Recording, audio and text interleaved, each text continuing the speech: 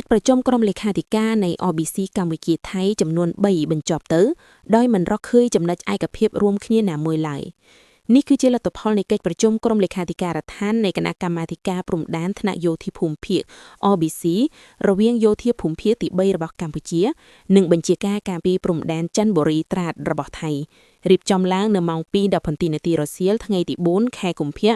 នៅច្រកអន្តរជាតិចាំយាមហាត់លឹកស្រុកមណ្ឌលសីមាខេត្តកោះកុងក្រោមក្រសែភ្នែករបស់ក្រុមអ្នកសង្កេតការណ៍អាស៊ាន AOT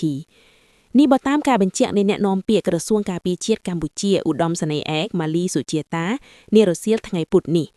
ជាជំហានបន្ទាប់មេបញ្ជាការរងយោធាភូមិភាគទី3ឧត្តមសេនីយ៍តូមុំសាមឺឌីនិងនាយសេនាធិការបញ្ជាការការពារព្រំដែនច័ន្ទបុរីត្រាតវនាវាឯកឧត្តមគុណសិរិទ្ធបញ្ញោឯកភាពគ្នាដកឃ្លាវិលត្រឡប់ទៅទីបញ្ជាការរៀងខ្លួនវិញហើយបន្តផ្លាស់ប្តូរឯកសារនិងពិភាក្សាគ្នាបន្តទៀតដើម្បីឈានដល់ការឯកភាពគ្នានាពេលខាងមុខទើបមានការរៀបចំពិធីចុះហត្ថលេខានិងកិច្ចប្រជុំគណៈកម្មាធិការព្រំដែនថ្នាក់យោធាភូមិភាគកម្ពុជាថៃ OBC រវាងយោធាភូមិភាគទី3របស់កម្ពុជានិងបញ្ជាការការពារព្រំដែនច័ន្ទបុរីត្រាតរបស់ថៃនេះបើតាមអ្នកនាំពាក្យក្រសួងការពារជាតិដដែល